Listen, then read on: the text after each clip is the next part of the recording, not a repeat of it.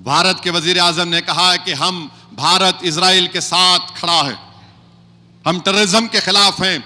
वजीर आजम जो 32 साल पहले, वो आपको याद नहीं आया? अरे आप अपनी तकरीर में बोल देते हमास के बारे में, हमास गलत है। 70,000 से ज्यादा 73,000 कंफर्म मौतें हुई हैं, कंफर्म मुसद्दक़ा, यानी उनकी लाश मिली। मगर जो मिसिंग है वो 5 लाख से ज्यादा मिसिंग है। तो लोग बोल रहे हैं कि कम से कम 6 लाख फलस्तीनियों की मौत हुई है। हमारे वजीर आजम खड़े होकर बोलते हैं हम इजराइल के साथ खड़े हैं। आप ये भी तो बोल देते थे कि अक्टूबर 7 का पहला वाकया नखबा नहीं हुआ 48 में, लाखों फलस्तीनियों को निकाला गया था 48 में, और भारत के वजीर आजम बोलते हैं कि हम इजराइल के साथ खड़े हैं। कौन ये बेंजामिन नेतन्याहू, स्मोट्रिच, इनका defence minister, international criminal court में वारंट है इनके खिलाफ। ये जालिम बेंजामिन नेतन्याहू जहन्नम का कुत्ता यूरोप को नहीं जा सकता, किसी यूरोप के मुल्क को नहीं जा सकता, गया तो गिरफ्तार करना पड़ता है उसको। अरे आप गए तो बोलना था ना। गाजा में क्या पूरे मरने वाले हमास के थे क्या? चलिए मान भी लिया थोड़ी देर, चल मार, कौन थे फिर ये लोग? 73,000 में 36,000 छोटे बच्चे थे, 15,000 के करीब खवातीन थे, हजारों बिल्डिंगों को खत्म कर दिया गया। उसमें इतना मलबा है कि मलबा उठाने के लिए 10 साल लगेंगे। हमारे वजीर आजम चले गए। अरे अच्छा करे गए थे, बोलना तो था ना, बोलना था टेररिज्म। तो क्या ये टेररिज्म नहीं है गाजा में जो हो रहा है? आपको मालूम दुनिया में वाहिद मुल्क है इजराइल जो रेसिस्ट है। फलस्तीनी होगा तो उसके लिए एक अलग रोड, जो इजरायली होगा उसके लिए दूसरी रोड। आप रोड ही अलग कर दिए। ओपन जेल है वेस्ट बैंक, मगरबी किनारा एक, और गाजा एक ओपन जेल है, और मगरबी किनारे में फलस्तीनियों के घरों को तोड़ तोड़ कर वहां पर ये जालिम ज़ायनिस्ट लोग वहां पर घर बना रहे हैं। वजीर आजम वो भी नहीं बोलते। अरे क्यों नहीं बोलते आप? अगर आप दहशतगर्दी को कंडेम करते हैं तो करना था, बराबर हमास को कंडेम करना था। मगर जो इजराइल की दहशतगर्दी है, कौन सा सीज फायर बोलने के बाद भी 1,000 फलस्तीनी मारे गए। ये जो भी सीज फायर हुआ, क्या हुआ नहीं हुआ। और फिर ये मल्टी कल्चरलिज्म कहां गया बताइए? क्यों नहीं बोलते आप? मेरे अजीज दोस्तों और बुजुर्गों, और ये तमाम बीजेपी आरएसएस के लोग बोल रहे हैं हम इजराइल से हथियार खरीदते। अरे फुकट में दे रहा, 20 बिलियन का हथियार खरीदे अब 2020 से 24 तक। कोई भी देता हथियार आपको, क्या फ्री में बांट रहा हूं ने?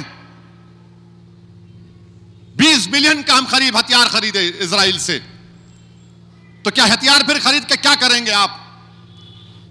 ठीक है देश की सुरक्षा के लिए, डिफेंस के लिए होगा, मगर आप इतने भी तो कमजोर नहीं हैं कि आप उनको याद दिला सकें। मुल्क से बाहर जाते तो आप बोलते कि मैं गांधी के मुल्क से आया हूं। मैं गांधी के मुल्क से अगर आया हूं तो फिर इजराइल की दहशतगर्दी पर कुछ तो बोलते। और फिर अब बोलते नहीं बांग्लादेश में हिंदुओं से हो रहा, अरे उसका भी कंडेम करें हम, उसका भी तो कंडेम करें। तुम भिजा दो औरत को यहां से, मामला ठीक हो जाएगा बांग्लादेश से।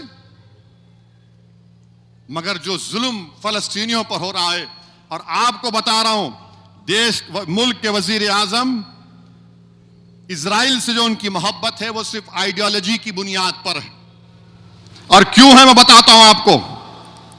मैं एक मैगजीन पढ़ रहा था, कैरावान मैगजीन है, उसमें उन्होंने कहा कि 1965 में 1965 में एक इजराइल का कौंसल जनरल उस वक्त बंबई में बैठता था, उसका नाम था पेरेट्स गॉर्डन।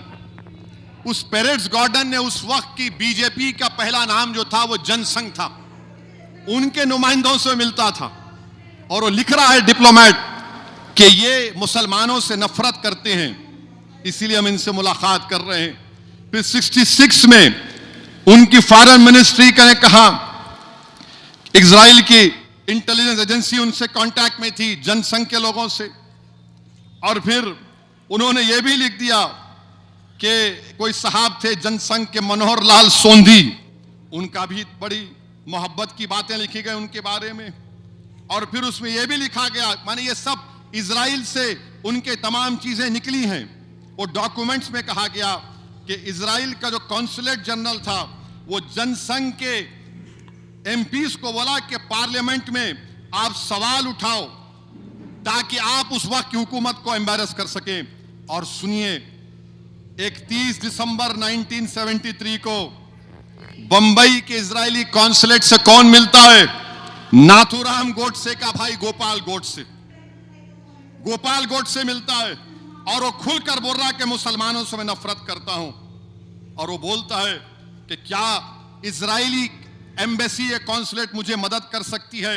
मैं प्रिंट करना चाह रहा हूं, ये नफरत के पैगाम को प्रिंट करना चाह रहा हूं।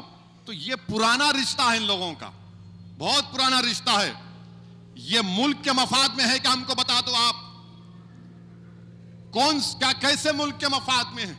पूरा ग्लोबल साउथ जो है वो आज परेशान है, वो फिक्रमंद है कि भारत के वजीर आजम क्या कर रहे हैं। कहां गया हमारा मल्टी अलाइनमेंट की पॉलिसी? कहां गया मल्टी अलाइनमेंट की पॉलिसी? कौन पूछ रहा है? अरे ईरान पर हमले करने की तैयारी हो रही है, वजीर आजम बोलते ना जंग मत नहीं होना चाहिए। रशिया गए तो रशिया से कहा कि देखो जंग नहीं होना, जंग खत्म होना। यहां पर भी तो बोल सकते थे आप, यहां पर भी तो बोलना चाहिए था आपको।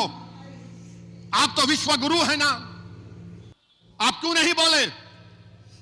400 अमेरिट्रम के फाइटर एयरक्राफ्ट तैयार हैं, 2 कैरियर तैयार हैं, आप नहीं बोलना चाह रहे। याद रखिए, ग्लोबल साउथ में भारत की इज्जत कम ना हो जाए। आपने जो खुलकर एक जेनोसाइडल रजीम की जो आपने तायीद की है, इसमें नेशनल इंटरेस्ट क्या है बताओ हमको?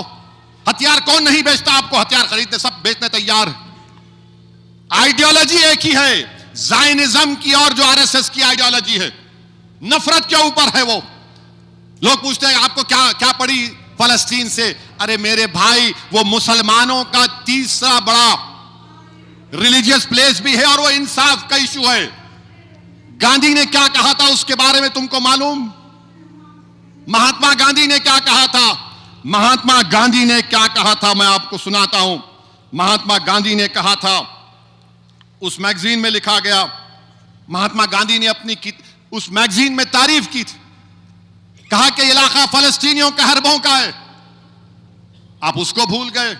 नेहरू ने भी कहा था, मगर अफसोस के साथ कहना पड़ता है कि 62 में जंग हुई तो नेहरू ने इजराइल से हथियार लिया था।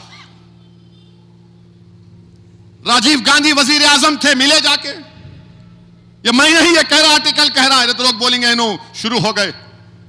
मेरे अजीज दोस्तों और बुजुर्गों, हम सिर्फ यही कह रहे हैं कि भारत जो ग्लोबल साउथ में भारत की इज्जत है, इंसाफ का तकाजा यह है कि हम इजरायली हुकूमत जो यूरोप में और अमेरिका में भी लोग इससे चिढ़ते हैं, उनको हम आइसोलेट करने के बजाय आप जाकर कहें कि India stands with strong conviction with Israel. For what?